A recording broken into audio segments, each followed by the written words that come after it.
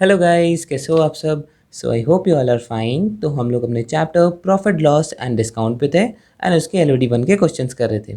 So till now हम 60 तक कर चुके हैं। अब हम करने जा रहे हैं from question number 61। So let's read.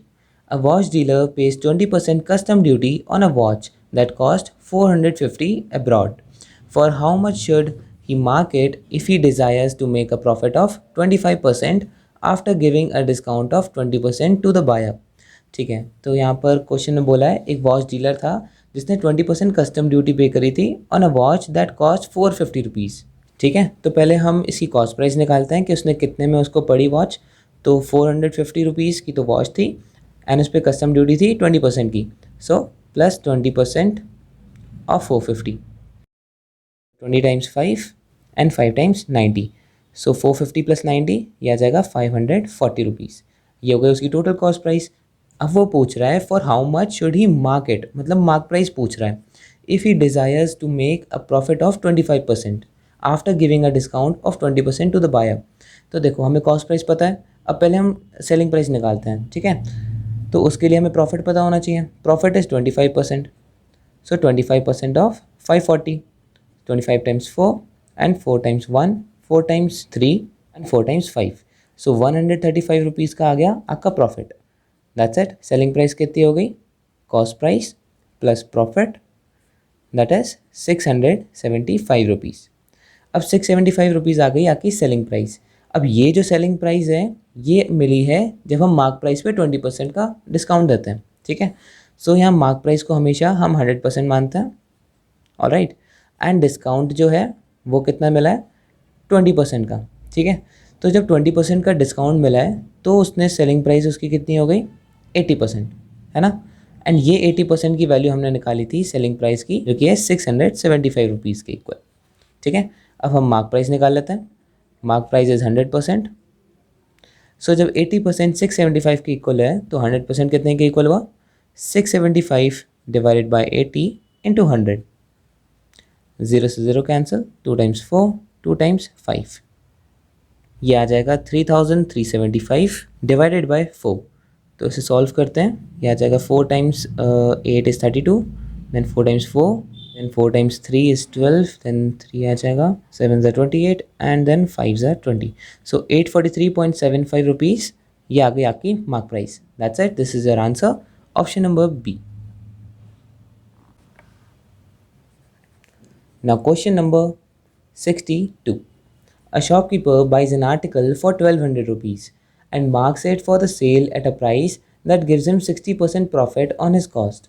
He, however, gives a 35% discount on the marked price to his customer. Calculate the actual percentage profit made by the shopkeeper. तो यहाँ पर दो पार्ट्स में क्वेश्चन डिवाइडेड है। पहले में तो वो बोलता है कि उसने आर्टिकल खरीदा 1200 का।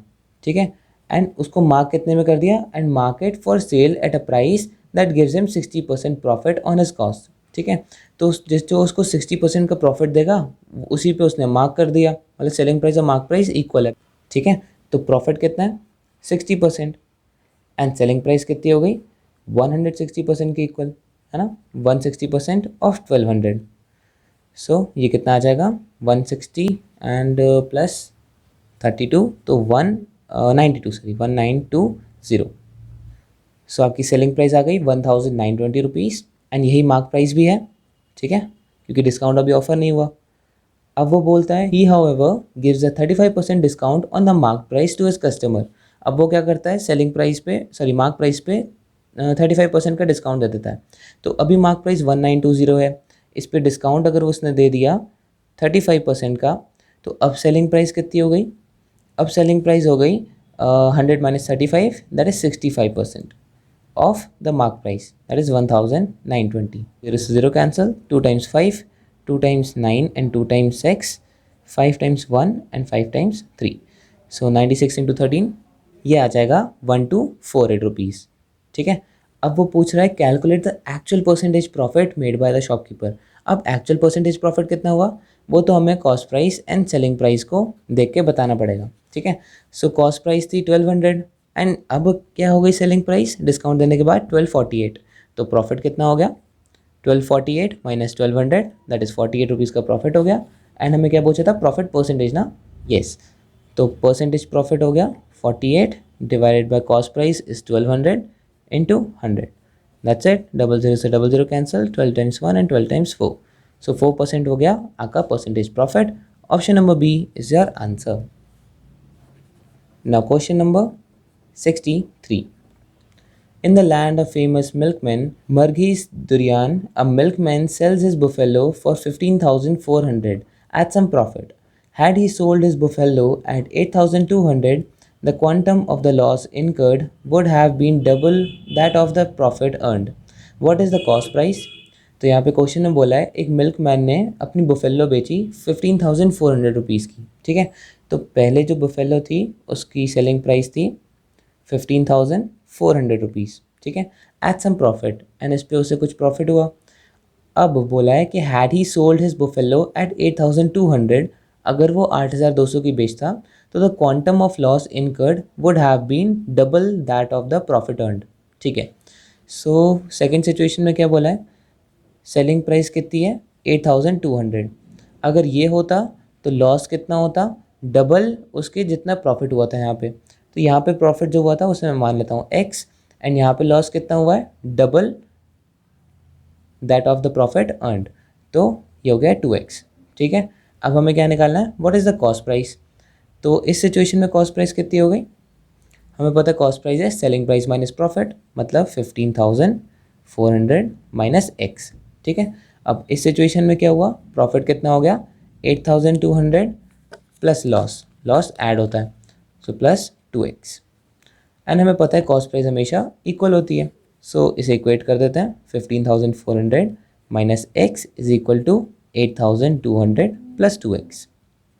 इसको इधर लेके जाते हैं, कितना आ जाएगा 800 एंड 6,400 प्लस 800 दैट इज 7,200. ठीक है, एंड x को इधर लेके जाएंगे तो 3x हो जाएगा, एंड x की वैल्यू आ जाएगी 7,200 divided by 3. So 3 times 2 3 times 4, so x की वैल्यू आ गई 2,400. एंड हमसे पूछा क्या था, what is the cost price.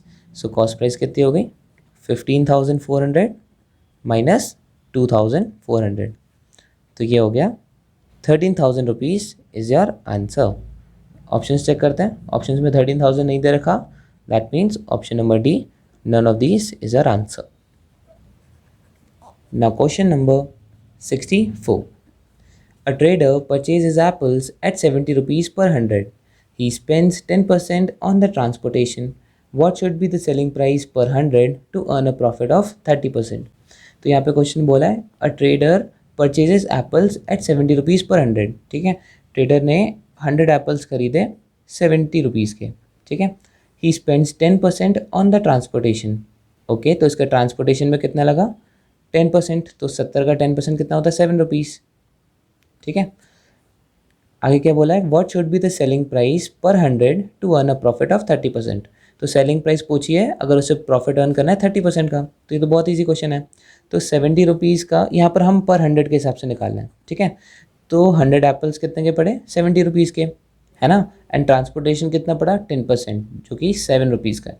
तो टोटल कॉस्ट प्राइस कितनी हो गई, total cost price is 77 rupees. Alright, अब बोला है कि what should be the selling price. Selling price कितनी होनी चाहिए per 100 to earn a profit of 30%. तो प्रॉफिट हमें कितना रखना है 30% का, तो selling price should be 130% of the cost price that is 77. इसे सॉल्व करोगे तो आपका आंसर आएगा 100.1 रुपीज़. दैट्स इट, ये तो बहुत ईजी क्वेश्चन था. Option number A is your answer, sorry option number B is your answer. Now question number 65. A dishonest dealer professes to sell at cost price but uses a 800 gram weight instead of a 1 kg weight. Find the percentage profit to the dealer. तो कब question में क्या बोला है, एक dishonest dealer था जो कि बोलता था कि मैं कॉस्ट प्राइस पे ही बेचूंगा. ठीक है, कॉस्ट प्राइस पे ही अपना सामान बेचता था, लेकिन वो उसमें फॉल्टी वेट लगाता था. ठीक है, क्या घपला करता था कि वो 800 ग्राम वेट यूज़ करता था 1 kg वेट के जगह.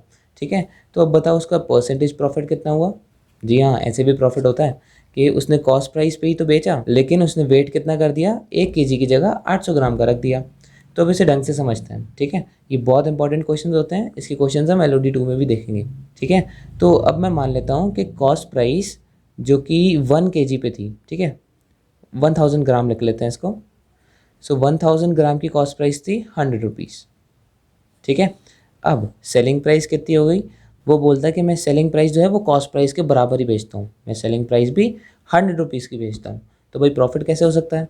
लेकिन वो क्या करता है, वो फॉल्टी वेट यूज़ करता है, 1 केजी की जगह वो 800 ग्राम दे देता है ना। तो ये जो उसने 100 रुपीज़ दिया है ना, 100 रुपीज़ में बेचा है ना, वो 800 ग्राम के लिए पड़ा है, ठीक है। एंड ये जो 100 रुपीज़ की कॉस्ट प्राइस है ये 1 केजी की पड़ी है। तो पहले हम कॉस्ट प्राइस ऑफ 800 ग्राम निकालते हैं, ठीक है। कॉस्ट प्राइस ऑफ 800 ग्राम कितना हो गया, 100 अपॉन 1000 इंटू 800, सो ये आ जाएगा 80 रुपीज़। तो असल में उसने 80 रुपीज़ की कॉस्ट प्राइस का 100 रुपये में बेचा है, ठीक है। लेकिन कस्टमर को क्या लग रहा है कि उसने 100 का 100 में ही बेच दिया। तो अब उसमें परसेंटेज प्रॉफिट कितना हुआ, तो प्रॉफिट अभी कितना हुआ, 100 minus 80 is 20, and percentage profit कितना हुआ, 20 upon 80 into 100, 20 times 4 and 4 times 25, सो 25% हो गया आपका आंसर। एंड ये one of the favourite question है कैट के, जो कि हम LOD 2 में भी देखेंगे, ठीक है। तो फॉल्टी वेट्स करके जाना। That's it, option number A is our answer. So these were the solutions from 61 to 65। I hope आपके समझ में आया होगा।